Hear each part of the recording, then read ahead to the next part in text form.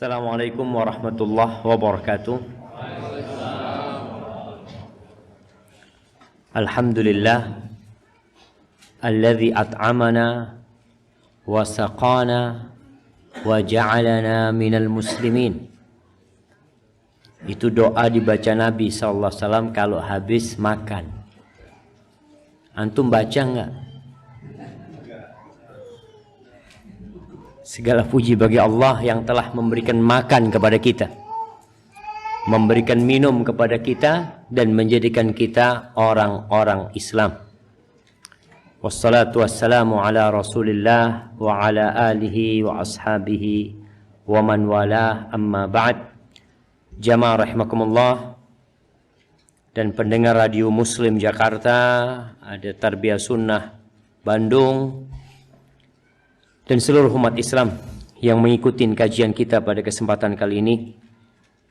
Semoga Allah menjadikan amalan kita semuanya amal soleh dan menjadikannya ikhlas lillahi ta'ala, dan tidak memasukkannya di dalamnya niat selain Allah Jalla Jalaluh. Tadi kita berbincang bagaimana hancurnya dunia ini. Semua yang dibangun oleh manusia akan hilang. Supaya kita tahu jamaah, ternyata nggak ada artinya. Kita melihat saudara-saudara kita yang disebutkan di Selat Sunda, di Palu. Ana belum nyampe ke Selat Sunda. Ana sampai ke Palu. Ana melihat ada 3 negeri yang hilang. Satu kampung itu mungkin 50 sampai 70 hektar. Itu hilang. Hilang dari permukaan bumi. Mereka masuk ke dalam bumi, rumahnya masuk, kulkasnya masuk, mobilnya masuk, manusianya masuk, dan tidak tersisa apa. Tidak dibongkar jemaah. Gimana mau dibongkar sebuah kampung semuanya? Subhanallah, sebagian ada yang menarik tangan seseorang tapi udah membusuk. Supaya kita sadar, sebelum kiamat itu terjadi, kita telah mempersiapkan diri. Semua akan dibangkitkan. Setelah peniupan sangkakala, ingat sangkakala adalah qarnun yunfakhu fi, tanduk yang ditiup, yang berlobang, yang besar sekali tanduk tersebut. Bagaimana proses kebangkitan? Rasulullah SAW menjelaskan, "Walaysa minal insani syai'un illa yabla." Tidak ada sesuatu pun dari manusia kecuali akan hancur. Ini bicara keumuman manusia jemaah. Semuanya akan hancur.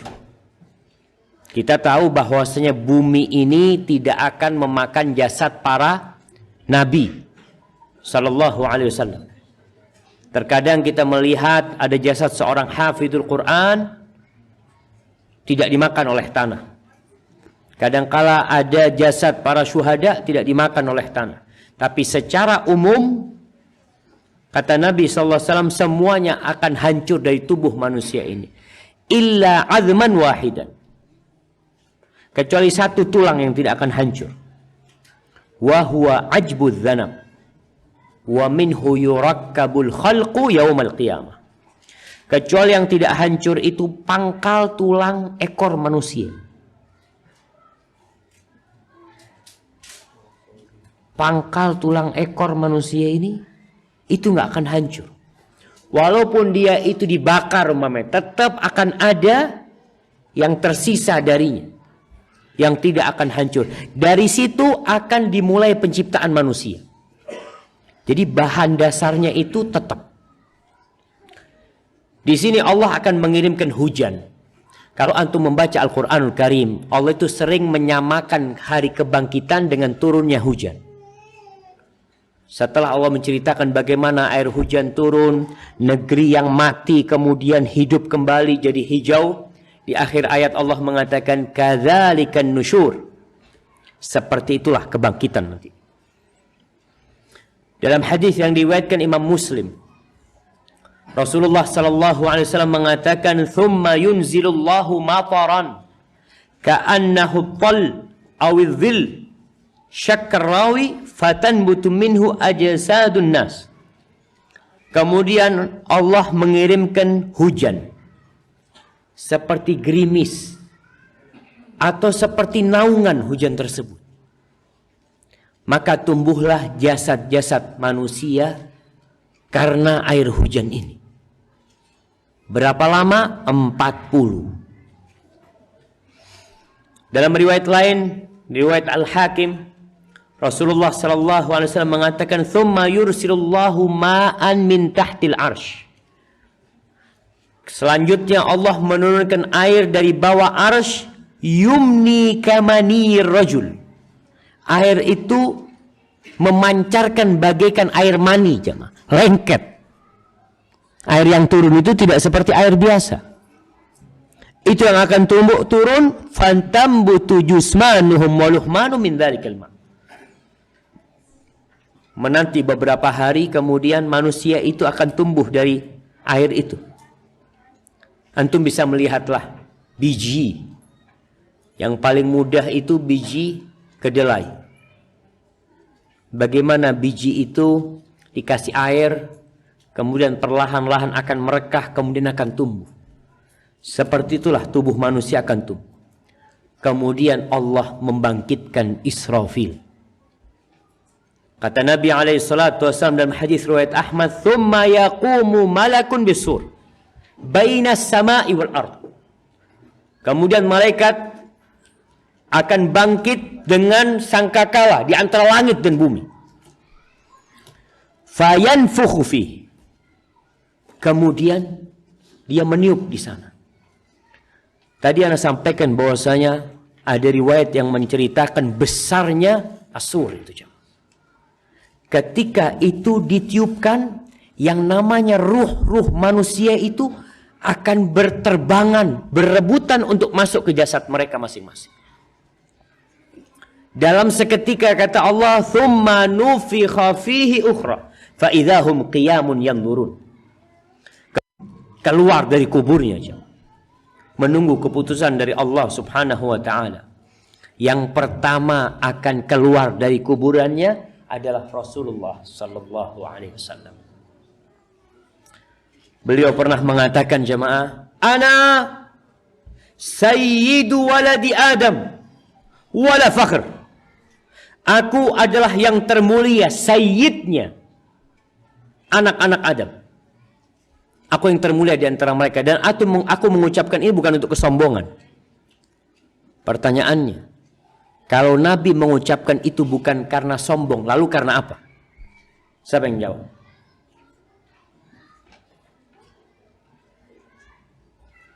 Saya nih anaknya Amir di sini. Nabi mengatakan, saya adalah yang paling mulia di antara manusia, di antara anak-anaknya Adam. Dan aku mengucapkan itu bukan karena sombong. Terus karena apa? Siapa yang mau jawab? Angkat tangan yang mau jawab. Nah, fadhal. Betul, pintu surga tidak akan dibuka kecuali oleh Nabi. Tapi kenapa Nabi menyebutkan itu loh? Kenapa beliau memberikan informasi itu? Kenapa? Iya, buat kita penting. Tapi Nabi kenapa menyampaikan? Betul, itu wahyu. Betul, tapi kenapa Nabi menyebutkan itu? Yang memotivasi Nabi itu untuk menyebutkan itu apa? Ya, informasi betul. Tapi kenapa beliau menyebutkan itu? Umatnya umat terbaik. Jamaah, karena Nabi ingin bersyukur. Allah mengatakan, wa amma bi ni'mati rabbika fahaddits. Nikmat yang Allah berikan kepadamu, ceritakan gitu loh. Jadi Nabi memberikan informasi itu sebagai bentuk syukur kepada Allah, bukan sombong. Beliau mengatakan wala fakhr, enggak, ana bukan karena sombong, tapi ingin menceritakan nikmat yang Allah berikan kepada beliau. Antum boleh cerita, alhamdulillah Pak Ustadz, saya ini ketuanya orang Indonesia di mana? Di Ruwais. Oh, di Ruwais. Iya, artinya ketika orang bercerita itu bukan untuk menyombongkan diri, tapi alhamdulillah dia sebagai syukur. Dan Nabi menceritakan itu karena syukur. Kebanyakan kita itu bercerita sama orang lain musibah. Antum kalau kena musibah, aduh saya ini baru saja di PHK, Ustaz. Masya Allah. Seharusnya antum, alhamdulillah saya baru saja diterima kerja, Pak Ustaz. Karena yang diceritakan itu nikmat dan bukan musibah. Lalu beliau mengatakan, wa awwalu man tanshaqqu anhul ard. Aku orang yang pertama kali keluar dari muka bumi ini. Ketika sangkakala ditiup oleh Israfil. Wa awwalu syafi'in wa musyaffa'. Aku orang yang pertama kali memberikan syafaat dan diterima syafaatnya oleh Allah Subhanahu wa taala. Kemudian mereka digiring ke padang mahsyar, keluar dari kuburnya, digiring ke padang mahsyar. Jemaah, antum nggak ngantuk jemaah? Masya Allah. Anda lihat sebagian kebanyakan makannya.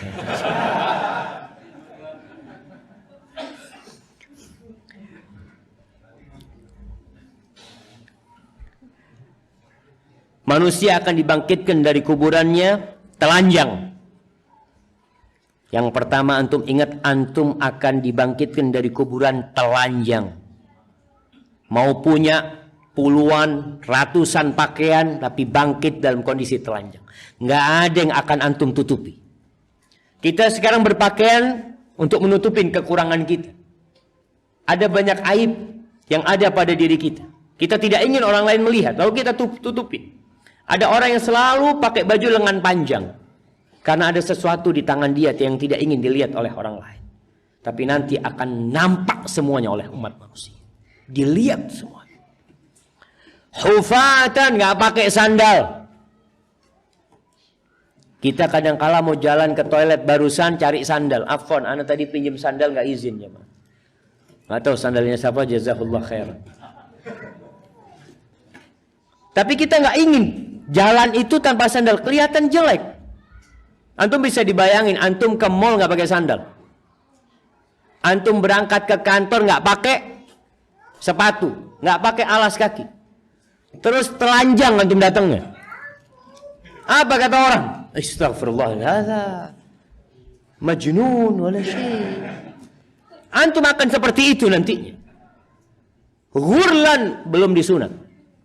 Artinya bangkit dari kuburnya, tumbuh tubuhnya seperti bayi yang lahir, tapi dalam wujud orang dewasa. Aisyah ketika mendengarkan hadis ini, dia bingung. Ya Rasulullah, ar-rijalu wan nisa'u jami'an yanzuru ba'duhum ila ba'd.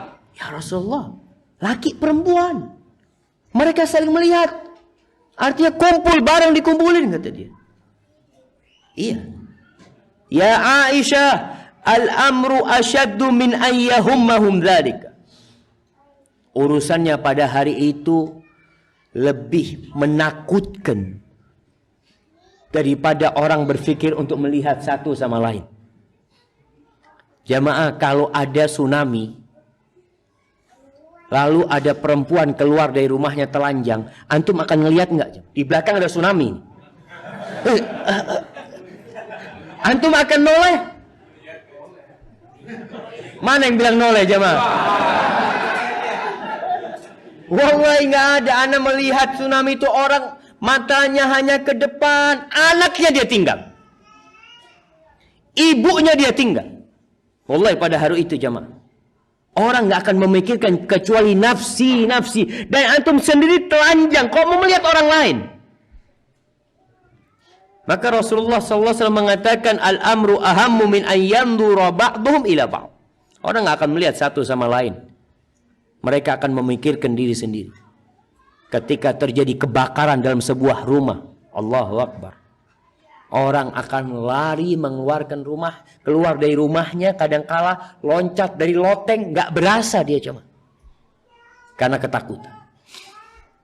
Lalu mereka diberi pakaian. Nanti setelah keluar dari kuburnya telanjang sampai perjalanan nanti, Masya Allah. Kita lihat nih, bapaknya sekarang masih perhatian sama anaknya. Nanti kata Allah, yauma yafirrul mar'u min akhi wa ummihi wa abihi wa sahibatihi wa banih. Anaknya ditinggal nanti jam. Yauma tadhalu kullu murdi'atin amma arda'at wa tada'u kullu dhati hamlin hamlaha. Pada hari itu yang menyusui anaknya dilepas. Sekarang orang kalau lihat anaknya nangis ya dia gendong ya dia susui, nanti dilepas dibuang tuh anaknya. Yang sedang hamil akan menggugurkan lah. Wa taranna sukara. Orang-orang seakan-akan mabuk. Wa ma hum bisukara.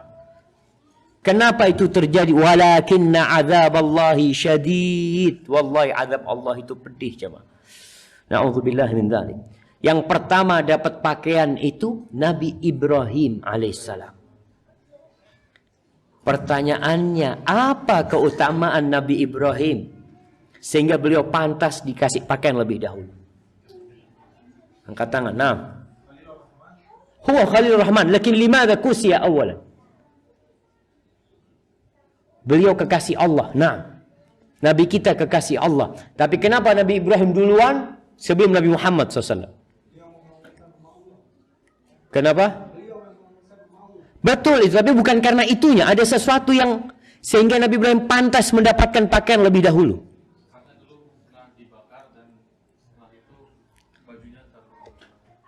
Karena dulu pernah dibakar, pakaiannya terbakar. Bapaknya para nabi. Yang ini. Jadi sebelum dibakar itu ditelanjangin dulu. Jadi bukan terbakar bajunya, bukan. Ya, kita lihatlah bagaimana orang kalau mau disiksa ya, ditelanjangin semuanya. Makanya Nabi Ibrahim Allah kasih balasan dengan dikasih baju lebih dahulu. Karena beliau ditelanjangin di depan orang banyak. Nabi, bayangkan jemaah. Maka kalau kita lihat orang yang paling besar balaknya itu para nabi ya. Sampai seperti itu dahsyatnya. Gimana antum malu ya kalau seorang ustadz ya kemudian ditelanjangi sama kaumnya yang memusuhin dia. Dan itu dilakukan oleh mereka kepada Nabi Ibrahim alaihissalam. Sehingga di sini para ulama mengatakan mungkin karena itu Allah memberikan pakaian terlebih dahulu buat Nabi Ibrahim alaihissalam. Hadiahnya kasih. Masya Allah. Berapa? 50? Masya Allah, barakallah fiik. Kalau tadi beliau dapat hadiah karena umur jemaah, sekarang karena jawab pertanyaan.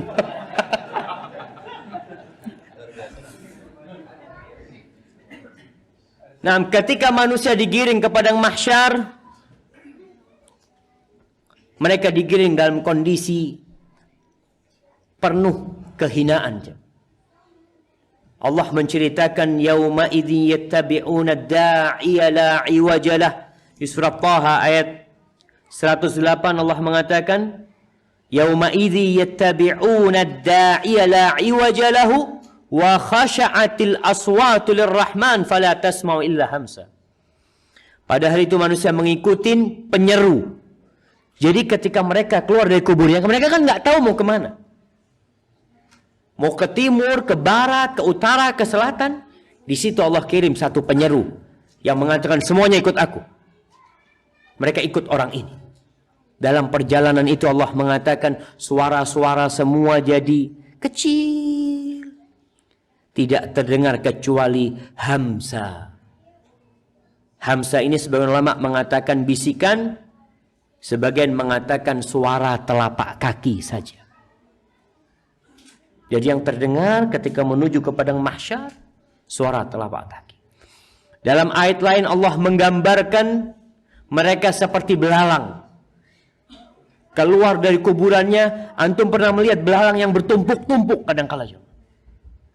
Allah mengatakan khusya'an absam di surat Al-Qamar ayat 7 dan 8. Allah mengatakan khusya'an absaruhum yakhrujuna minal ajdath ka'annahum jaradun muntashir muhti'ina ila ad-da' yaqulul kafiruna hadha yawmun asir.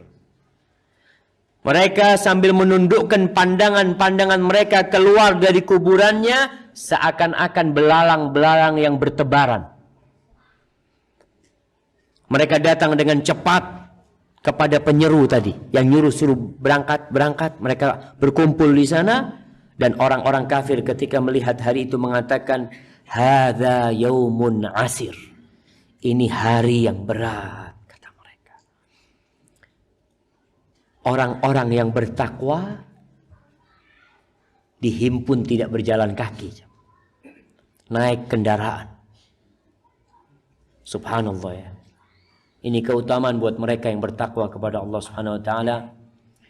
Di surat Maryam ayat 85-86 Allah mengatakan, yauma nahsyurul muttaqina ilar rahmani wafda wa nasuqul mujrimina ila jahannama wirda. Kata Allah, ingatlah hari ketika kami mengumpulkan orang-orang bertakwa, yang bertakwa kepada Allah Ar-Rahman, menuju kepada Allah sebagai utusan yang terhormat. Wafda.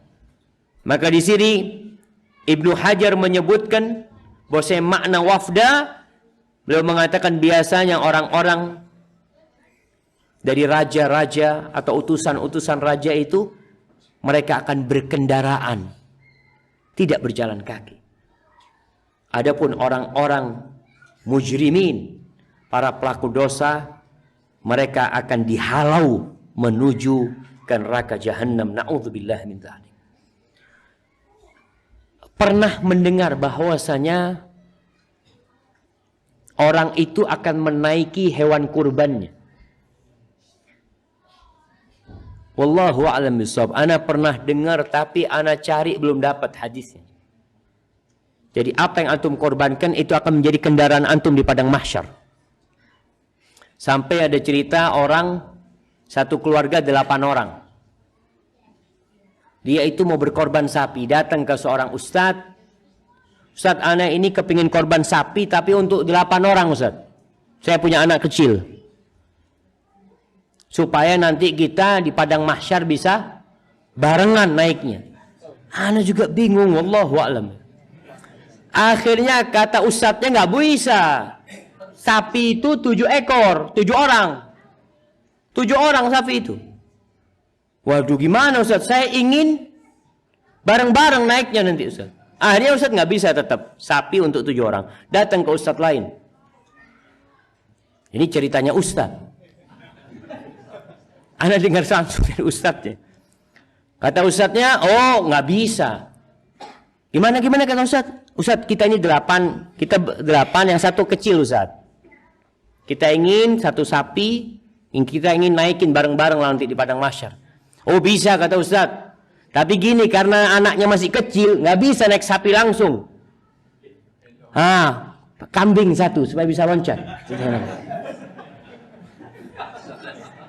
Jadi tetap korbannya satu sapi plus 1 ekor kambing. Karena nggak bisa satu sapi tetap 7 orang. Cuma yang ana masih sampai sekarang belum dapat hadisnya jamaah. Orang itu naikin hewan kurbannya. Kalau antum korban kambing, gimana naik kambingnya di sana jemaah? Wallahu alam. Makanya ana belum mendapatkan hadis itu, tapi yang jelas orang-orang yang bertakwa, dia mau berkorban atau tidak pernah berkorban dalam hidupnya karena tidak mampu, dia akan digiring ke padang mahsyar dalam kondisi naik kendaraan. Wallahi jemaah. Ya, orang-orang itu akan dihimpun sesuai dengan amalannya. Jadi ketika keluar dari kuburannya, itu sesuai dengan amalannya. Di dunia ini, kita itu mendapatkan rizki sesuai dengan amalan kita atau sesuai dengan takdir kita? Sesuai dengan takdir, sesuai dengan rizki kita. Jadi antum kalau ngantri makan ya, tahu-tahu antum terakhir datang. Lihat ayamnya sudah habis. Tinggal nasi sama kerupuk. Yang terakhir yang dapat ayam mengatakan, "Mas, tergantung amalnya, Mas." Bukan tergantung amalnya. Betul jamaah. Kadang-kala kita berpikir tergantung amalnya, tidak. Karena buktinya kita lihat orang nggak pernah sholat kaya. Orang nggak pernah haji, Masya Allah sehat badannya. Ada orang yang sholat malam, puasa sunnah, sakit-sakitan. Miskin juga. Nggak naik-naik jabatannya. Karena memang pembagian urusan dunia ini, itu pembagian sesuai dengan takdir ujian buat dia. Jadi untuk menguji dia. Ada yang diuji dengan kekayaan, ada yang diuji dengan kemiskinan. Tapi nanti pada hari kiamat, semuanya tergantung amalnya. Semuanya biqadri amalih, semuanya. Makanya al-yawm amalun bila hisab, wa ghadan hisabun bila amal. Hari ini beramal nggak dihisab antum. Kita bisa lihat, kita datang pengajian sekarang nih, pulang duit antum berkurang jemaah.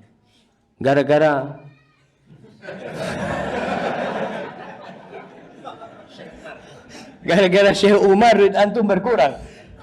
Artinya kalau antum urusan dunia, kerja dunia, pulang dapat fulus. Tapi kerja akhirat pulang, fulusnya berkurang. Ini yang terjadi. Tapi disinilah, kalau kita bicara tadi, al-yawm amal bila hisab. Kita beramal terus, sholat 5 waktu, nggak kelihatan kadang-kala. Apa sih dia anak dapat kenusan, nggak dapat apa-apa. Dapat capek mungkin. Tapi antum akan dapatkan ketika pada hari kiamat nantinya. Orang yang mati syahid akan dibangkitkan pada hari kiamat dalam kondisi matinya dia. Jadi darah itu tetap ada di tubuhnya jemaah. Kita kan kalau ngeliat orang mati kepinginnya dimandiin yang bersih ya. Orang yang mati syahid, kata Nabi SAW, la yughassal, nggak dimandikan. Tidak dimandikan, bahkan riwayat tidak disolatkan, sudah dikubur seperti itu dia. Dengan darah-darahnya. Kenapa akan dibangkitkan pada hari kiamat? Al-laun launud dam, warrih rihil misik. Warnanya warna darah, tetap dia seperti baru mati saja dia.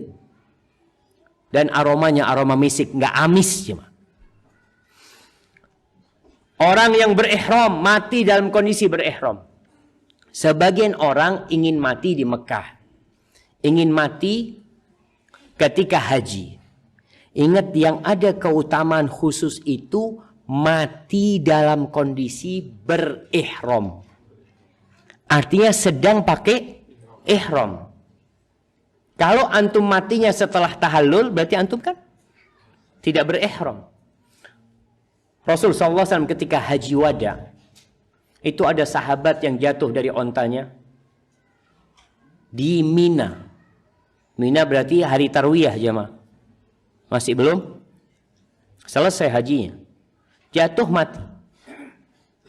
Kata Rasul SAW, kaffinuhu fi thawbai, wa la tuhannituhu wa la tughattu ra'sah. Kafani dia di 2 baju dia. Di baju ihramnya itu. Jangan dikenakan parfum dan jangan ditutup kepalanya. Orang yang berihram itu ada larangan-larangan berihram. Nggak boleh ditutup kepala, terus nggak boleh pakai parfum. Kenapa? Kata Nabi SAW, fa innahu yub'atsu yaumal qiyamati mulabbiya. Dia akan keluar dari kuburannya, orang semua tegang. Nih orang yang mati dalam kondisi berihram, dia keluar dari kuburannya menuju padang mahsyar mengatakan, labbaik Allahumma labbaik, labbaik la syarika laka labbaik, innal hamda wan ni'mata laka wal mulk la syarika lak. Subhanallah. Orang itu akan dibangkitkan sesuai dengan amalannya. Yang hidupnya suka minta-minta, suka mengemis padahal dia tidak butuh. Bahkan di Indonesia, bukan di Indonesia aja ya, di seluruh negara lah, kita melihat orang-orang yang menjadikan mengemis ini sebagai profesi. Kata Nabi SAW, fa innahu yub'atsu yaumal qiyamah wa laysa fi wajhihi muz'atu lahmin. Akan dibangkitkan pada hari kiamat, wajahnya itu tengkorak, nggak ada dagingnya aja. Kita tahu bahwasanya orang-orang dibangkitkan dari kuburannya seharusnya lengkap, sempurna. Tapi orang yang suka minta-minta pada hari kiamat nggak ada dagingnya, sehingga dia malu mau ketemu orang-orang. Dia menunduk terus. Karena dia menjadikan perbuatannya sebagai profesi. Minta-minta diperbolehkan ketika butuh. Kemudian yang sombong, orang-orang yang sombong akan dibangkitkan pada hari kiamat fi surati dzarrah. Seperti semut merah, wajahnya wajah manusia. Kecil dia jemaah. Kenapa? Karena dia merasa lebih besar dari orang lain dalam kehidupan dunia. Maka pada hari kiamat tadi jemaah, semua akan nampak. Hari ini kita nggak kelihatan kalau kita sombong. Sombong itu batarul haqqi wa ghamtun nas. Sombong itu menolak kebenaran dan meremehkan orang. Kita kadang-kala suka meremehkan orang. Ya dari sisi penampilannya, dari sisi ilmunya, dari sisi kekayaannya, atau apa sajalah kita meremehkan orang. Antum mau pakai baju bagus, mau pakai jam bagus, mau pakai mobil bagus, tafadhal. Kata Nabi SAW, kul washrab walbas watasaddaq min ghairi makhilatin wala saraf. Silahkan kamu makan, silahkan kamu minum, silahkan kamu berpakaian, silahkan kamu bersedekah. Catatannya tidak ada dua hal di dirimu. Sombong dan berlebih-lebihan. Jangan. Maka orang yang sombong akan dibangkitkan dalam suratu Dzarrah. Kemudian orang yang punya istri lebih dari satu. Siapa yang punya istri lebih dari satu? Angkat tangan. Ada hadiahnya jemaah mana? Jemaah, Masya Allah. Bismillah. Ustaz Umar berapa istrinya? Satu. Di Dubai, di Abu Dhabi satu, di Indonesia satu. Masya Allah. Masya Allah jemaah. Barang siapa yang punya istri lebih dari satu, kemudian dia tidak adil. Di antara keduanya, fa innahu yub'atsu yaumal qiyamati wa shiqquhu ma'il. Oh iya, habis waktunya jemaah.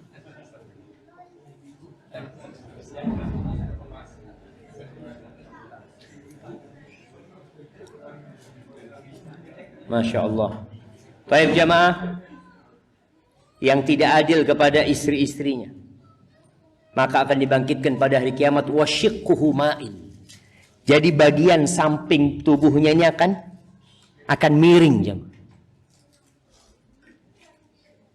Maka buat yang punya istri lebih dari satu, atau yang mau menikah lebih dari satu. Siapa yang mau menikah lagi? Angkat tangan. Jemaah, antum takut? Laki semua, nggak apa-apa. Muskilah. Oh nggak Ustaz apa? Astagfirullahaladzim. Hah? Ikan nggak tahu lah istrinya jemaah. Ingat, yang punya istri lebih dari satu atau niat untuk menikah lebih dari satu, Allah mengatakan, fa in khiftum alla ta'dilu fawahid. Kalau kalian takut tidak bisa berbuat adil, cukup satu, kata Allah. Karena pada hari kiamat jamaah, banyak orang-orang terus terang, anak ini sering diteleponin sama ya ibu-ibu yang curhat. Suaminya punya, Ustaz, suami anak, istrinya 3, anak nomor 3 Ustaz. Anak itu dikumpulkan satu rumah Ustaz. Dan suami anak selalu berbangga sama sahib-sahibnya. Alhamdulillah anak bisa berlaku adil, 3 orang satu rumah, nggak ribut. Padahal anak merasa seperti di neraka. Kata istrinya. Padahal Allah mengatakan wala tudarruhunna. Kalian jangan membahayakan para wanita dalam memberikan tempat tinggal buat mereka. Di sini para ulama mengatakan tidak boleh mengumpulkan perempuan dengan madunya kecuali dengan keridhaan itu perempuan. Karena sejatinya itu membahayakan mereka. Kumpul sama mertua aja kadang-kala ribut. Apalagi dikumpulkan satu rumah. Jadi yang banyak terjadi itu, hati-hati ikhwan-ikhwan ini yang udah ngaji, yang ingin nikah lebih dari satu, Rasulullah SAW tidak mengumpulkan satu pun istrinya berdua satu rumah. Gak ada. Semua punya rumah masing-masing.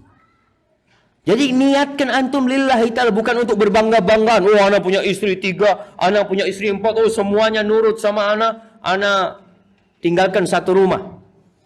Antum kalau dengar kayak gitu, Allah zen ya, insyaallah. Hati-hati jemaah. Hari ini mungkin antum bisa sembunyikan ketidakadilan antum.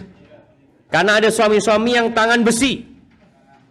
Istrinya macam-macam dipukul atau diancam untuk diceraikan. Tapi pada hari kiamat, yauma tublas sarair, semua yang rahasia yang tersembunyi akan ditampakkan nanti pada hari itu. Binatang pun akan dibangkitkan. Nah, Masya Allah.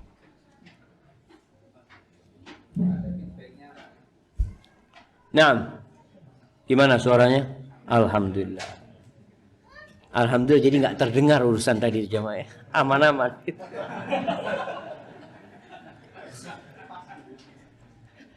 Nah, binatang pun akan dibangkitkan. Wallahi jamaah, hari itu benar-benar hari keadilan. Jadi binatang itu akan dibangkitkan untuk dilakukan qisas. Jadi kambing-kambing yang hidup, yang satu bertanduk, yang satu tidak bertanduk, nanti akan dibangkitkan untuk ditegakkan keadilan. Kalau Allah menegakkan keadilan terhadap binatang, bagaimana dengan kita? Pelaku dosa, orang-orang kafir akan dihimpun di atas wajahnya, digiring ke padang mahsyar itu bukan pakai kaki aja, mukanya. Allah mengatakan di surah Al-Furqan, alladzina yuhsyaruna ala wujuhihim ila jahannam, ulaika syarrum makanan wa adallu sabila. Mereka orang-orang yang akan dihimpun, digiring menuju ke neraka jahanam, di wajahnya bukan di kaki. Itu ketika Nabi menyebutkan itu, Anas menceritakan ada orang yang tanya. Dia mengatakan, ya Nabi Allah, kaifa yuhsyarul kafir ala wajhi? Gimana orang kafir digiring di wajahnya? Orang kan pakai kaki jalan. Jadi wajahnya itu seperti kaki jamaah. Kita tahu kaki kita kalau berjalan di batu-batuan, kadang-kala sakit. Ini wajahnya. Seperti apa? Wallahu alam. Kata Nabi SAW menjawab pertanyaan orang ini, alaysa alladhi amsyahu ala rijlain fid dunya qadiran ala an yumashyahu ala wajhihi yaumal qiyamah? Bukankah Allah yang bisa menjalankan orang ini di dunia di atas kakinya, Allah mampu untuk membuat dia berjalan pada hari kiamat dengan wajahnya. Wallahi jamaah, innallaha ala kulli syai'in qadir. Kemudian mereka sampai ke padang mahsyar. Dari kuburnya digiring ke padang mahsyar. Di mana lokasi padang mahsyar itu jamaah? Yauma tubaddalul ardu ghairal ard. Buminya akan berubah. Tapi Rasulullah SAW menyebutkan bahwasanya tempatnya itu di Syam. Syam itu ardul mahsyar wal mansyar. Di Syam. Rasulullah SAW akan dibangkitkan di mana? Di tempat beliau meninggal. Di sana, di Nabawi. Beliau akan dibangkitkan bersama Abu Bakar, bersama Umar. Kemudian penduduk Baqi akan dibangkitkan, penduduk Mekah akan dibangkitkan, kemudian mereka digiring menuju ke Syam. Di sini pertanyaannya, kalau harus berjalan kaki jauh jamaah, maka tadi orang-orang bertakwa akan digiring naik kendaraan di sebuah lokasi yang putih datar, tiada apa-apa di sana. Udah berubah. Nggak ada lagi orang mengatakan, oh dulu saya pernah bekerja di sini. Kalau sekarang anak naik mobil sama teman-teman yang ngantar, dia jelaskan, Ustadz ini tempat kerjaan Ustadz di sini Ustadz. Ustadz ini seperti, nanti nggak ada lagi yang antum ingat. Nabi SAW mengatakan, yuhsyarun nasu yaumal qiyamah ala ardin bayda afra ka qursati naqin. Qala Sahal au ghairu laisa fiha ma'lamun li ahad. Umat manusia akan digiring pada hari kiamat ke mahsyar, sebuah medan yang luas, tanahnya berwarna putih, seperti bundaran roti yang bersih. Sahal mengatakan tidak ada di sana tanda bagi seorang pun. Nggak ada jemaah. Kita benar-benar asing di tempat itu. Lalu ngapain di sana? Menunggu. Menanti di sana. menunggu sidang. Sehari sama dengan hitungan 50.000 tahun. Maka yang antum mau hidup 1000 tahun di dunia, di akhirat itu hitungannya hanya beberapa jam mungkin. Dalam ayat lain Allah mengatakan wa inna yawman 'inda rabbika ka alfi sanatin mimma ta'uddun. Satu hari di sisi Allah itu seperti 1000 tahun dalam perhitungan kalian. Adapun yang seperti 50.000 tahun ini disebutkan di surat Ma'arij ayat 4. Allah mengatakan ta'rujul malaikatu warruhu ilaihi fi yaumin kana miqdaruhu 50,000 sanah. Kata Allah, malaikat-malaikat dan Jibril naik menghadap kepada Allah, kepada Tuhannya dalam sehari yang kadarnya 50.000 tahun.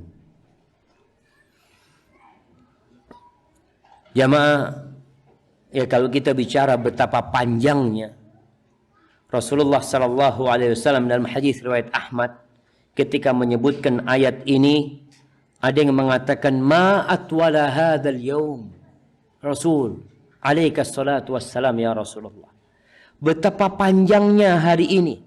Faqala an-nabiy sallallahu alaihi wasallam walladhi nafsi biyadihi innahu la yukhaffafu 'alal mu'min hatta yakuna alaihi akhaf min salatin maktubah. Hari yang panjang itu akan diringankan oleh Allah buat orang-orang yang beriman. Sampai tidak lebih seperti waktunya sholat fardu. Kembali, semua tergantung dengan amalannya. Mentari akan mendekat dengan jarak 1 mil. 1 mil. Kalau orang sekarang dikatakan nanti pada hari kiamat mentari akan mendekat 1 mil. Waduh, mana mungkin Ustaz, akan terbakar semuanya. Para sahabat ketika mendengarkan hadis ini, mereka bertanya, ya Rasulullah, 1 mil itu mil jarak atau mil yang buat celak? Mereka yakin bahwa Rasulullah SAW tidak berbicara dari hawa nafsunya. Jadi semua yang diucapkan Nabi wahyu. Nabi SAW mil jarak. Mil jarak itu kira-kira berapa kamu? 1,5 kilo? 1,6 kira-kira. Sekitar itu. Manusia ketika matahari mendekat, mereka akan tenggelam dalam keringatnya. Jadi manusia itu seperti dalam akuarium. Semua dengan keringatnya biqadri amali. Sesuai dengan amalannya. Rasulullah SAW bersabda dalam hadis yang diriwayatkan Imam Muslim, tudna syams yawmal qiyamah minal khalqi hatta takuna minhum bimiqdari mil. Akan didekatkan mentari kepada manusia pada hari kiamat sehingga sedekat 1 mil. Fayakunun nas ala qadri a'malihim fil araf. Manusia akan tenggelam dalam keringatnya sesuai dengan amalan dia. Faminhum man yakunu ila ka'bai. Ada yang keringatnya hanya sampai ke mata kakinya. Dia berkeringat, tapi hanya sampai mata kakinya. Yang di sebelahnya, wa minhum man yakunu ila rukbatai. Ada yang sampai ke lututnya. Wa minhum man yakunu ila hiqwai. Ada yang sampai ke pinggulnya cuma. Pinggulnya. Ada yang sampai ke pinggulnya. Wa minhum man yuljimuhul araqu iljama. Wa asyara an-nabiy sallallahu alaihi wasallam ila fi. Ada yang tenggelam dalam keringat. Dan yang jadi masalah jemaah itu jadi azab. Ketika antum melihat yang di sebelah antum tidak tenggelam dalam keringat. Orang itu melihat sebelahnya keringatnya hanya sampai pinggangnya. Sedangkan ada yang tenggelam dalam keringatnya. Semuanya biqadri amalihi. Sesuai dengan amalannya. Mana harta dia? Mana kedudukan dia? Yauma la yanfa'u malun wala banun illa man atallaha biqalbin salim. Hari itu enggak ada gunanya harta antum. Anak-anak antum enggak akan bisa bantuin antum pada waktu itu. Mereka akan haus. Tenggelam dalam kehausan. Setelah itu nanti mereka akan digiring menuju ke telaga haud. Antum pernah enggak memikirkan kehausan pada hari itu? Abdullah bin Mubarak, ada sebuah athar yang menyebutkan bahwasanya Abdullah bin Mubarak ketika berangkat haji, dia ambil air Zam-Zam di sumur Zam-Zam sana. Air Zam-Zam ini air Zam-Zam jemaah. Ana izin minum dulu ya. Bismillah.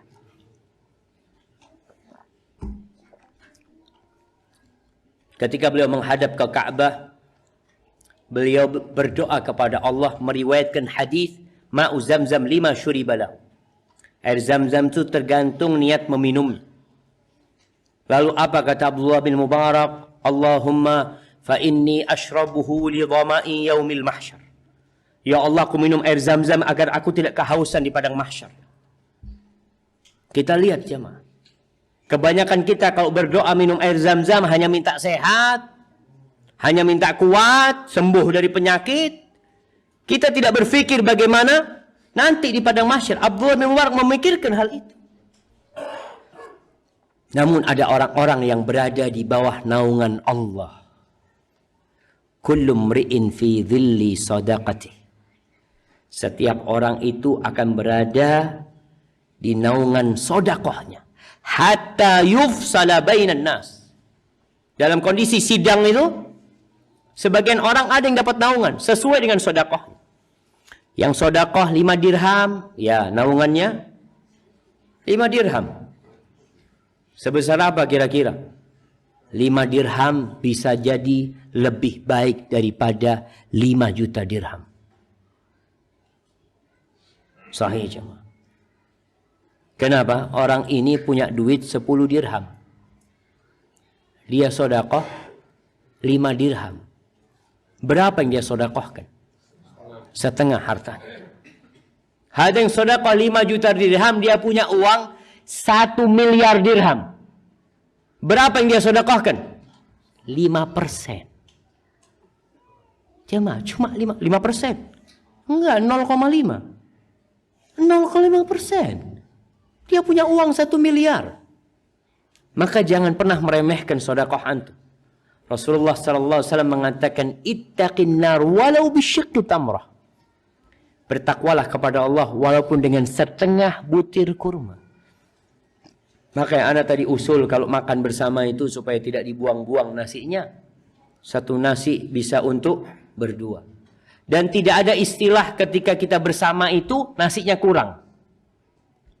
Camkan ini. Nggak ada istilah nasinya kurang. Kenapa? Rasulullah sallallahu alaihi wasallam mengatakan ta'amul wahid lisnain wa ta'amul isnain li thalath. Makanan satu orang cukup untuk berdua. Makanan 2 orang cukup untuk bertiga. Jadi kalau ada rombongan yang nggak dapat makan, seharusnya antum katakan, siapa yang belum dapat makan?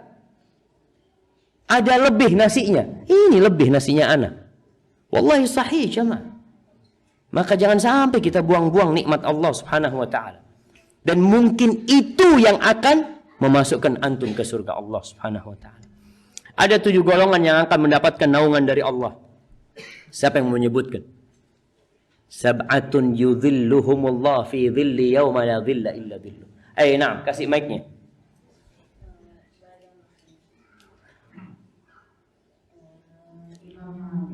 Imam yang adil.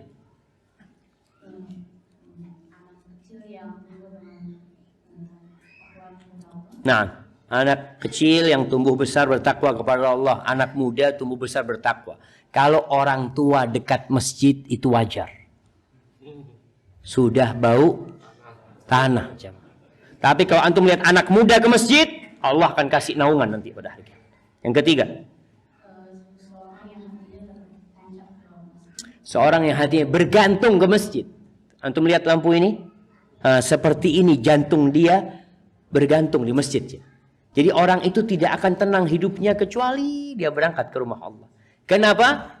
Karena dimanapun tubuh dia berada, jantungnya tetap di rumah Allah Jalla Jalaluh. Baik, yang keempat.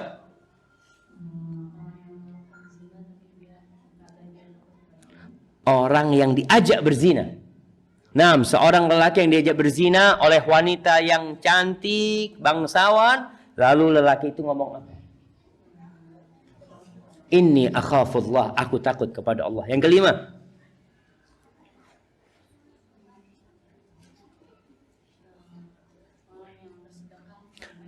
Masya Allah. Jamaah sodakoh.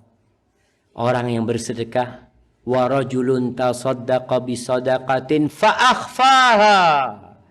Hatta la ta'lamu yaminuhu ma tunfiqu. Aw la ta'lamu shimaluhu ma tunfiqu yaminuhu. Sembunyikan sodakohnya. Kayak tadi sodakoh bareng-bareng itu. Boleh nggak? Boleh.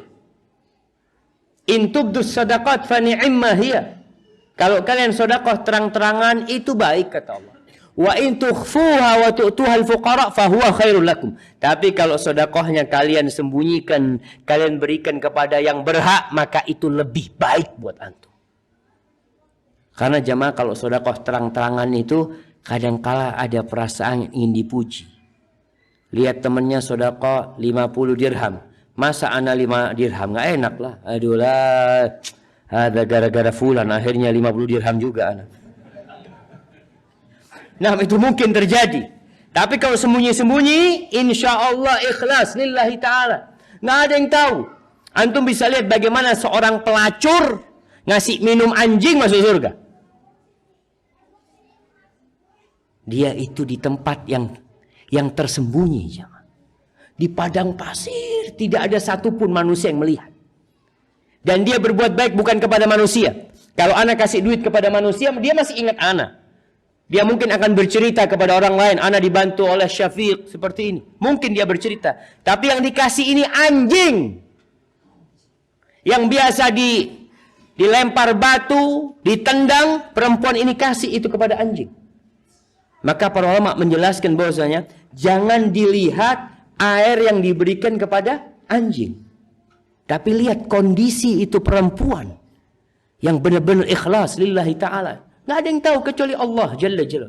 Maka tadi sodakoh yang paling mulia adalah yang tangan kiri antum tidak tahu apa yang antum sodakohkan dengan tangan kanan. Istri nggak perlu tahu, orang tua nggak perlu tahu, anak nggak perlu tahu, orang nggak perlu tahu. Sekarang ini masya Allah jamaah. Ana terus terang melihat masa ini untuk berlomba-lomba dapat pahala itu masya Allah. Antum bisa sodakoh tinggal transfer, kirim. Orang nggak tahu antum siapa. Mungkin dikatakan konfirmasi kirim nomor sekian. Yang itu juga kalau anak sudah kirim. Orang itu juga nggak tahu sama antum. Antum juga nggak tahu sama dia. Yang tahu siapa? Allah Rabbul Alamin. Fa'akhfaha, sembunyikan sodakoh antum jamaah. Nah, kemudian yang keenam.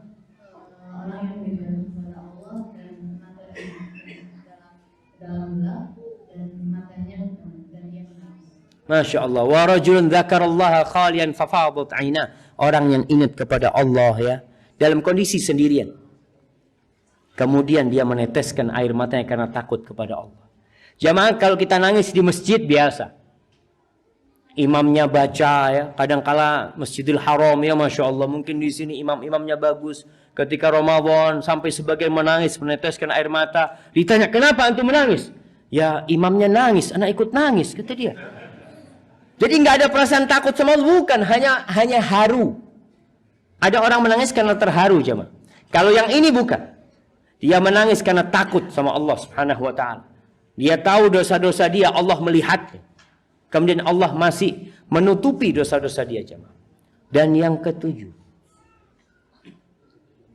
Kasih hadiahnya. Masya Allah. Wa rajulani tahabba fillahi wajtama'a alaihi wa tafarraqa alaihi. Dua orang yang berkumpul karena Allah. Bersahabat karena Allah. Jamaah, kebanyakan pertemanan kita ini karena kepentingan. Kebanyakan karena maslahat. Jarang kita punya teman karena Allah. Kenapa berteman? Iya Ustaz, karena kita satu pekerjaan. Satu pekerjaan. Tapi cinta karena Allah ini jamaah mungkin satu di Indonesia, antum di sini. Antum cinta sama fulan karena Allah Subhanahu wa taala, berkumpul karena Allah. Maka pada hari itu antum akan mendapatkan naungan dari Allah Subhanahu wa taala. Bahkan al-mutahabbuna fi jalali ala manabir min nur. Orang-orang yang saling mencintai karena Allah itu bukan hanya dikasih naungan jemaah. Nanti di padang mahsyar dikasih mimbar-mimbar dari cahaya sama Allah Subhanahu wa taala. Yaghbituhumul anbiya, para nabi itu sampai iri siapa mereka itu? Mendapatkan seperti itu. Humul ladzina yatahabuna fillahi tabaraka wa ta'ala. Mereka yang saling mencintai karena Allah, bukan karena kepentingan, bukan karena pekerjaan. Terus terang jamaah lihat al-ukhuwah al-islamiyah sekarang ini rusak karena kepentingan. Ada yang satu karena sama partainya jadi saudara, beda partai maaf kita bermusuhan. Padahal dia sholat, teman antum tuh satu partai nggak sholat dia, tapi dia lebih cinta sama teman dia. Kadang-kala pertemanannya karena satu ormas, beda ormas ya, afwan. Innamal mu'minuna ikhwah. Kita ini saudara. Antum mau ormasnya apa, mau partainya apa, innamal mu'minuna ikhwah. Dan antum perlu benci kepada seorang yang tidak taat kepada Allah, walaupun satu rumah sama antum, walaupun itu bapak antum. Benci karena Allah Jalla Jalaluh. Dan mungkin ada orang yang antum nggak tahu sama dia, nggak kenal. Antum lihat tiap hari dia ke masjid. Antum lihat di masjid dia baca Quran. Antum lihat ketika ada perempuan, orang ini menundukkan pandangannya. Antum cintai dia karena Allah, walaupun antum nggak kenal sama dia. Hadzal hubbu fillah. Maka kata Nabi sallallahu alaihi wasallam, "Awsaqu ural iman, al-hubbu fillah wal bughdhu fillah." Tali keimanan paling kuat itu cinta karena Allah dan benci karena Allah. Bukan karena kelompok, bukan karena golongan, bukan karena yayasan, bukan karena ormas, bukan karena apa-apa, tapi karena Allah Jalla Jalla. Dan ketahuilah, semua bentuk cinta dan kasih sayang bukan karena Allah akan berubah jadi permusuhan pada hari kiamat. Allah mengatakan, al-akhillau yawma idzin ba'duhum li ba'din adu illal muttaqin. Semua yang saling mencintai, semua yang saling mengasihi kelak pada hari kiamat akan saling bermusuhan. Kita ini sekarang kumpul, tersenyum, tertawa, tapi nanti akan terbukti apakah kumpulnya kita karena Allah atau karena kepentingan. Pada hari kiamat mereka akan saling bermusuhan. Illal muttaqin, kecuali orang-orang yang bertakwa, yang perkumpulannya, yang pertemanannya, yang kasih sayangnya karena takwa kepada Allah Subhanahu wa taala. Baik, kemudian mereka digiring ke telaga Nabi alaihi salatu wassalam, al-haud. Allahu akbar jamaah. Bentuk haud ini persegi 4. Bentuk haud persegi 4, jarak luasnya itu 1 bulan kali 1 bulan. Perjalanan apa? Mungkin perjalanan onta. 1 bulan kali 1 bulan. Lokasinya di mana? Yang jelas di bumi yang sudah berganti. Ceretnya sebanyak dan segemerlap bintang-bintang di langit, kata Nabi SAW. Airnya seputih susu dan sewangi misk, bersumber dari air sungai Al-Kautsar. Sumber artinya ada mizaban, ada corongnya air ya, yang bersambung dari sungai Nabi alaihi salatu wassalam. Kata Rasul sallallahu alaihi wasallam, haudi masiratu syahrin. Telagaku lebar dan panjangnya sejauh perjalanan 1 bulan. Ma'uhu abyad minal laban, warihuhu atyab minal misk, wa kizanuhu kanujumis sama, man syariba minha fala yadma'u abada. Barang siapa yang minum dari telaga Nabi SAW, dia tidak akan pernah kehausan. Bisa minum di sana. Dan Nabi SAW sudah menentukan meeting point kita dengan beliau. Kita ini nggak pernah melihat Rasul SAW. 1400 tahun yang lalu beliau meninggal dunia. Dan kita beriman, yakin sama beliau. Beliau sudah mengatakan kepada para sahabatnya, ana faratukum fil haud. Nanti aku akan mendahului kalian sampai ke telaga. Aku tunggu kalian di sana. Dari mana Nabi kenal sama kita, jemaah? Dari bekas wudu. Jadi Nabi SAW pernah suatu hari beliau ada di Baqi bersama para sahabatnya. Beliau mengatakan, waditu anni ra'aitu ikhwani. Aku berharap sekarang ini sudah bisa melihat saudara-saudaraku. Lalu para sahabat mengatakan, awalasna ikhwanaka ya Rasulullah. Kita ini bukan saudaramu Rasulullah SAW. Nabi menjawab sallallahu alaihi wasallam, antum ashabi. Kalian sahabat-sahabatku. Ikhwanuna alladzina lam ya'tu ba'd. Saudara-saudara kita itu yang belum datang. Muslim, beriman, tapi belum datang. Lalu para sahabatnya, ya Rasulullah, ata'rifuna yawma idzin, gimana kau mengenali mereka, mengenali kita nanti pada hari itu? Qala na'am, lakum sima laysat li ahadin minal umam. Kalian nanti akan punya tanda yang tidak dimiliki oleh umat-umat sebelum kalian. Tariduna alayya ghurran muhajjalin min atharil wudu. Kalian akan datang dengan penuh cahaya, di wajahnya ada cahaya, di tangannya ada cahaya, tempat wudunya bercahaya dari bekas wudu itu.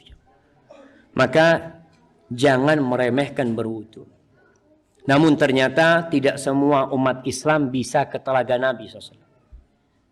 Mereka semua datang ke telaga Nabi SAW. Tapi apa kata Nabi SAW? Ala la yudhadanna rijalun an haudi kama yudhadul ba'irud dal. Hati-hati nanti pada hari kiamat itu ada orang-orang dari umatku yang tidak boleh mendekat ke telagaku. Itu dihalau sama para malaikat, jemaah. Mereka mau minum dihalau, disingkirkan. Lalu Rasul SAW mengatakan, halumma ilayya, umatku, mereka umatku. Kata dia, kenapa nggak boleh minum dari hautku? Kenapa mereka nggak boleh minum dari telagaku?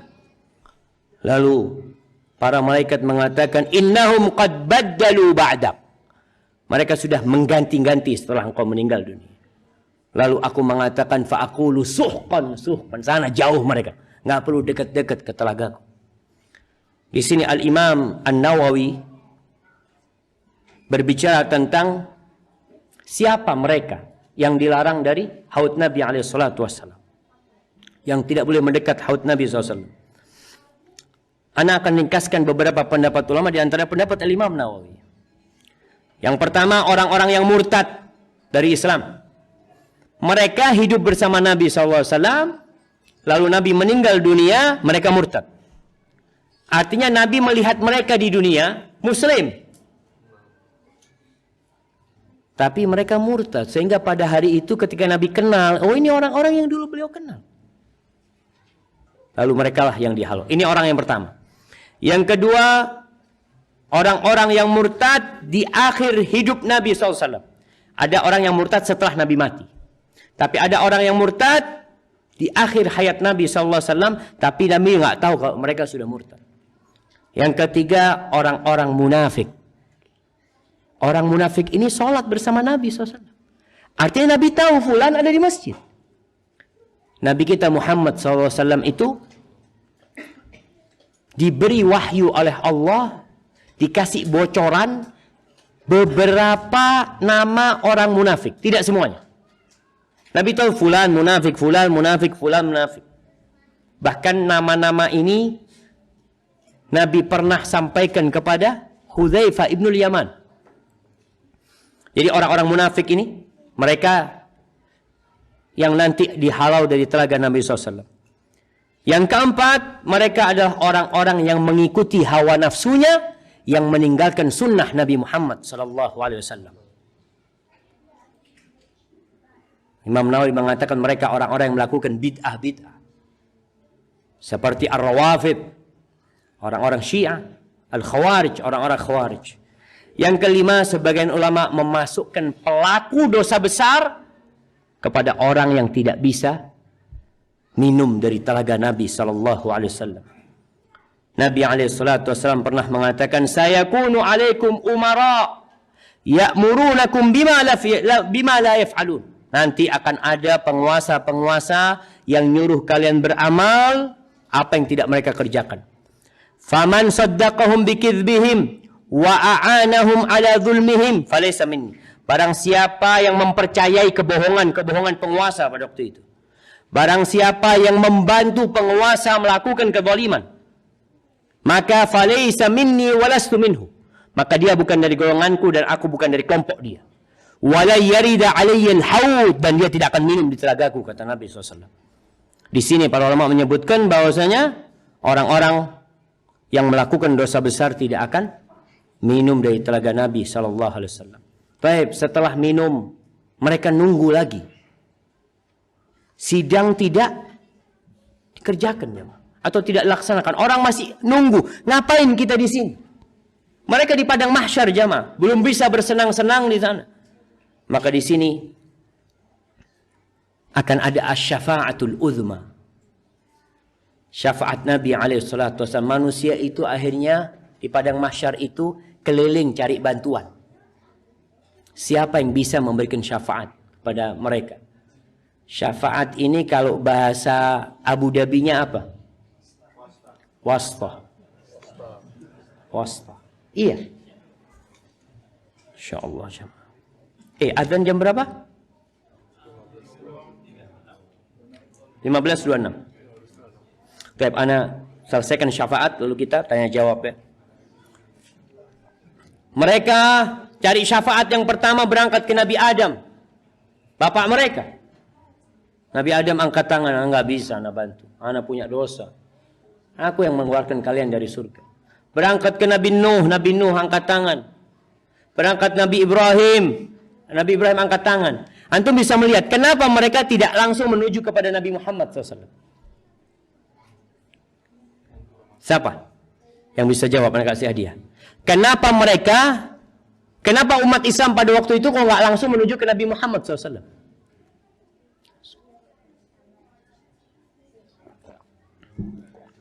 Nah, siapa yang mau jawab?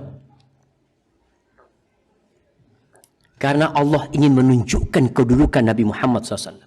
Kalau mereka langsung ke Nabi Muhammad SAW kan, ya biasa. Artinya bisa jadi Nabi Nuh bisa memberikan syafaat, Nabi Ibrahim bisa memberikan syafaat. Cuma ini Nabi yang memberikan syafaat. Tapi Allah ingin menunjukkan maqaman mahmuda. Sehingga mereka berangkat ke Nabi Nuh, nggak bisa. Berangkat kepada Nabi Ibrahim Khalilur Rahman tidak mampu. Nabi Musa alaihissalam kalimullah nggak mampu. Isa alaihissalam nggak mampu. Ketika itu mereka berangkat ke Nabi Muhammad SAW. Sehingga semua yang ada di padang mahsyar tahu. Kalau ternyata para nabi nggak bisa memberikan syafaat. Kecuali hada sayyiduna wa maulana wa qurrati a'yunina Muhammad sallallahu alaihi wasallam. Ketika umat datang kepada Nabi alaihi salatu wasallam, apa kata Nabi sallallahu alaihi wasallam? Ana laha. Aku itu punya aku itu kata Nabi sallallahu alaihi wasallam. Lalu Rasul sallallahu alaihi wasallam setelah didatangi oleh umat manusia pada waktu itu, beliau mengatakan fa'astadzinu ala rabbi. Aku minta izin kepada Allah SWT. Lalu aku dikasih izin. Nabi itu sujud di bawah arsy Allah. Nabi menceritakan pada hari itu dibukakan pujian buat Allah yang hari ini aku tidak menghafal. Lalu Allah mengatakan kepadaku, irfa' ra'sak wasal tu'ta washfa' tushaffa. Sekarang kau angkat kepalamu. Mintalah, permintaanmu akan dikabulkan. Silahkan kau memberikan syafaat dan syafaatmu akan diterima. Sallallahu ala nabiyina wasallam. Selesai syafaat, maka dimulailah hisab. Setelah syafaat diterima, yang diminta Nabi sallallahu alaihi wasallam apa? Ya sudah mulai dihisab. Supaya yang masuk neraka, yang masuk surga, masuk surga. Hadza wallahu a'lam bishawab. Kita akan masuk nanti setelah salat asar ke pembahasan tentang hisab. Bagaimana proses hisab, bagaimana pembagian rapot, bagaimana penimbangan amal perbuatan, bagaimana manusia digiring ke sirat, kemudian masuk ke surga Allah Jalla Jalaluh. Tapi kita masuk ke sesi tanya jawab. Ini ada pertanyaan yang udah masuk. Nah, zakat penghasilan profesi apakah boleh dibagikan untuk orang tua dan kerabat? Jamaah, memang ana lihat ada yang berpendapat zakat penghasilan itu dikeluarkan. Wallahu a'lam bishawab. Ana lihat nggak ada zakat penghasilan, zakat profesi nggak. Karena kalau bicara profesi ini bukan masalah kontemporer, jamaah. Jangan dipikir dulu nggak ada profesi. Emangnya para sahabat nggak ada yang berprofesi? Ada yang jadi haddad, ada yang ikut orang, ada yang kerjanya mungkin bagian ngitung duit, ada yang bagian ngangkat barang. Mereka ada profesi semua para sahabat. Memang banyak yang pedagang. Ternyata syaratnya zakat harta ini selain ternak, selain hasil bumi itu dua. Sampai nisab dan haul berputar 1 tahun. Kalau ada orang yang gajinya, alhamdulillah Ustaz, ana gaji di Abu Dhabi ini sebulan 100 juta. Sampai nisabnya enggak? Sampai. Nisabnya kan 85 gram emas. Sampai nisabnya. Tapi haulnya enggak. Allah itu subhanallah rahmanir rahim. Allah tidak ingin membebani hambanya. Allah hanya minta 2,5% yang wajib jemaah. Tapi ada orang kaya raya jemaah yang akhir tahun nggak wajib zakat. Dia penghasilannya 1 miliar tiap bulan. Akhir tahun nggak wajib zakat. Kenapa? Ternyata duitnya dia sodakohkan terus. Jadi dapat 1 M dia sodakohkan, dia pegang 50 juta. Nanti akhir tahun duitnya tinggal 50 juta. Ada zakatnya? Nggak sampai nisabnya atau sampai jemaah. 85 gram emas berapa juta? 50 juta. Kemudian yang 50 juta dia punya, itu dia punya bulan ini. Jadi bukan dari tahun kemarin, bulan ini berarti belum haul. Subhanallah. Maka jadilah antum orang kaya yang tidak wajib bayar zakat. Orang kaya tapi nggak wajib bayar zakat. Masya Allah jemaah. Kalau diberikan kepada orang tua, ingat anak ini wajib memberikan nafkah kepada orang tuanya. Jangan dikasih zakat orang tuanya. Hati-hati. Maka kalau tadi profesi antum kasih nafkah buat orang tua sebagai kewajiban antum. Nanti di akhir tahun kalau kerabat, boleh kerabat dapat zakat kita. Ini bukan zakat profesi ya, zakat mal tadi yang sampaikan. Boleh kerabat dapat zakat kita dengan catatan dia tidak mewarisi kita, kita tidak mewarisi dia. Faham jemaah? Kalau kita mewarisi dia, kita kasih duit, akhirnya dia mati, duit zakat kita balik ke kita. Karena jadi warisan buat kita. Maka faham? Zakat buat kerabat boleh asalkan kita tidak mewarisin dia nantinya kalau dia meninggal dunia. Ini sebagian pendapat ulama. Dan kalau kita memberikan zakat kepada kerabat kita atau di luar zakat kita memberikan sedekah, itu pahalanya double jemaah. Pahala sedekah sendiri, yang kedua pahala silaturrahim. Kemana sebaiknya diberikan untuk pembangunan masjid atau anak-anak yatim yang lebih utama? Jamaah, pendapat jumhur ulama, zakat itu tidak boleh diberikan untuk membangun sesuatu. Zakat itu diberikan kepada 8 golongan yang ada di surah At-Taubah ayat 60 insyaallah. Innamas shadaqatu lil fuqara wal masakin. Sedekah itu, zakat itu untuk fuqara, masakin, ada 8 orang. Terakhir Allah mengatakan wa fi sabilillah. Dan di sabilillah. Yang dimaksud sabilillah adalah al-jihadu fi sabilillah. Karena sejatinya ngasih anak yatim, ngasih apa? Ngasih fakir miskin itu fi sabilillah. Maka jumhur ulama dari imam yang 4 berpendapat fi sabilillah dalam ayat itu adalah al-jihadu fi sabilillah. Jadi nggak boleh kita bangun masjid pakai uang zakat. Karena terus terang jamaah masih banyak yang memerlukan zakat itu. Jangan sampai zakat kita berikan masjid akhirnya fakir miskin nggak makan. Gara-gara kita berikan ke masjid, walaupun sebagian ulama membolehkan zakat untuk bangunan masjid, kalau memang tidak ada uang lain kecuali zakat. Masjid mau ambruk dan tidak ada uang untuk bangun masjid, kecuali uang zakat. Jadi akhirnya darurat ya. Maka zakat kalau diberikan kerabat tadi pahalanya lebih baik. Ustadz, adik saya ABK. Anak berkebutuhan khusus.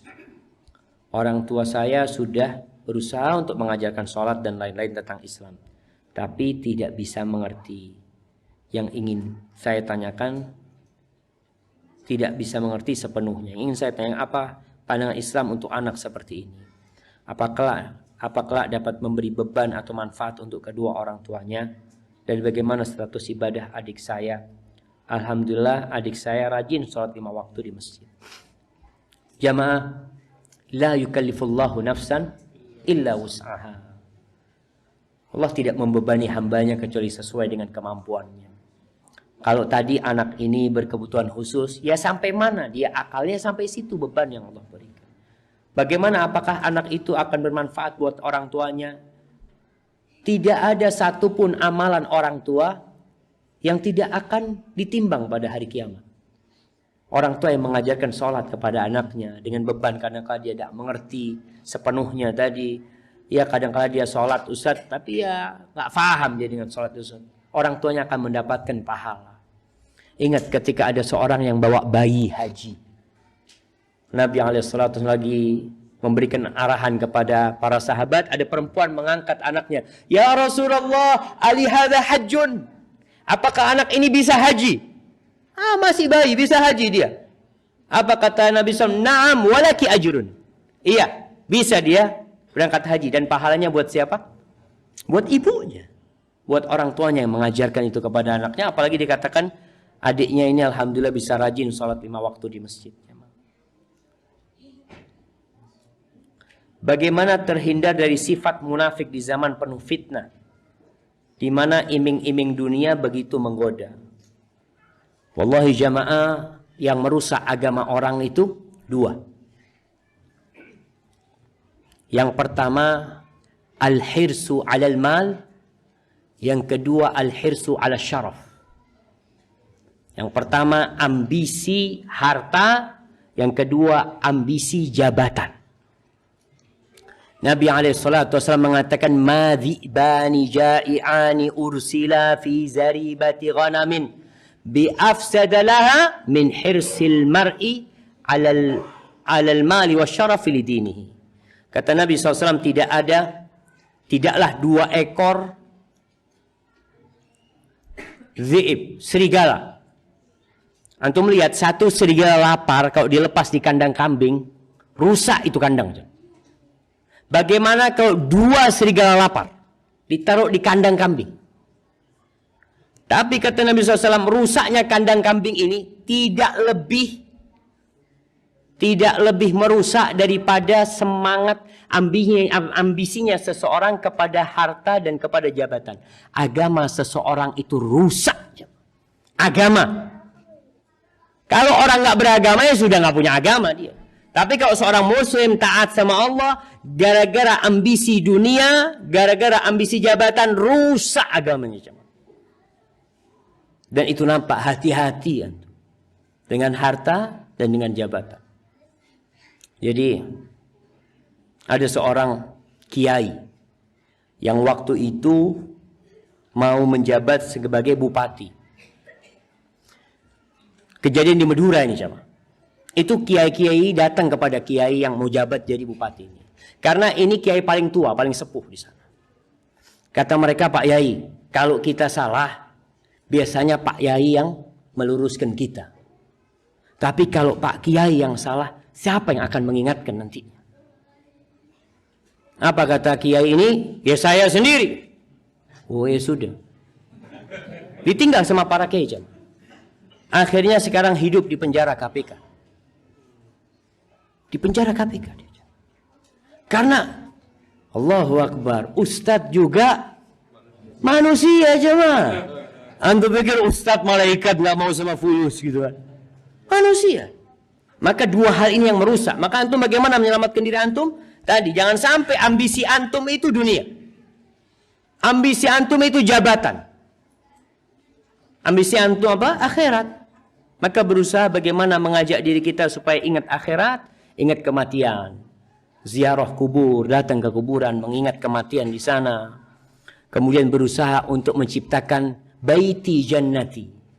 Jadi di rumah itu suasananya bukan dunia yang dicari. Masuk rumah, ngaji bareng istri, ngaji bareng anak, ya. Kemudian ngajarin anak. Kemudian tidak melihat kepada yang di atas kita. Anak tadi sholat subuh jamaah. Baru pertama ngelihat mobil, pendek mobil itu jamaah.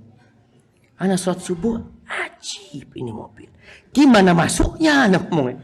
Anak habis muter mesti takut aja sama security kan? Ya, subhanallah. Kita kalau melihat yang seperti ini, kita tidak akan pernah bersyukur. Melihat mobil-mobil yang tipis-tipis ya, melihat motor-motor yang gede-gede, melihat rumah-rumah yang mewah, yang ada antum akan meremehkan nikmat Allah. Maka kata Rasul sallallahu alaihi wasallam, "Unzuru ila man huwa asfala minkum, wa la tanzuru ila man huwa fawqakum." Lihatlah kepada yang di bawah kalian. Dalam urusan dunia aja. Antum mau lihat temennya jabatannya naik, jangan lihat kepada dia. Lihat tuh yang jadi cleaning service.